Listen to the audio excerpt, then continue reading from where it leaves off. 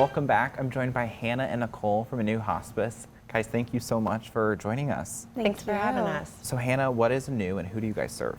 Anew is a family-owned and operated hospice organization originating in Indianapolis in 2017.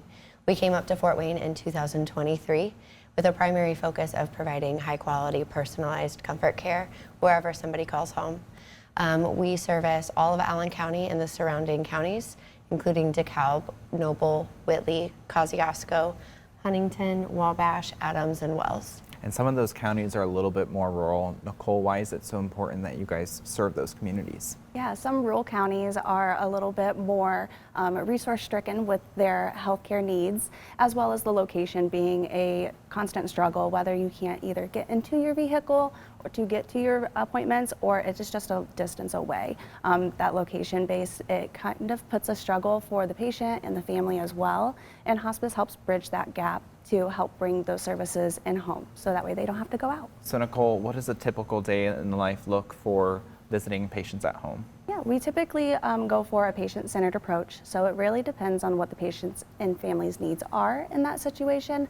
A nurse typically comes out and does what is a mini physical, as well as doing any vitals, checking pain management, symptom management, and really being that emotional support for the family, as well as needing some additional supports depending on the patient and the family need. They also have social workers, hospice aides, chaplains, and some volunteers to come in there as well, just to give some emotional support, clinical support, as well as just practical knowledge and education to the family. I feel like people don't think about all the support that goes into this. What would you say the biggest misconception is when it comes to hospice care?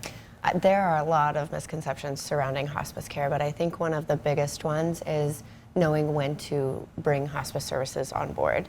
Oftentimes people wait for their loved one to no longer be able to get out of bed. They're no longer eating, they're no longer drinking. So being able to recognize the signs of decline, such as weight loss, maybe having an increase in infection, such as pneumonia or UTI, needing more help with their activities of daily living, understanding that those little declines kind of all add together to a more bigger picture. So we do a lot of education and community outreach to ensure that people understand what hospice really is versus what it's not, and just being able to walk them through what is best for them and their family and their loved one. Do you think that's what makes you guys stand out, is being able to walk through people through that before they get into your care? Absolutely. A lot of the time we'll walk in and have that conversation without a name tag, because we want to have that education based and that value, just to have those connections with the family. And that is a big part of the rural community as well, is keeping the connections as well as keeping your family close. And so we try to value that as well as keeping them wherever they are.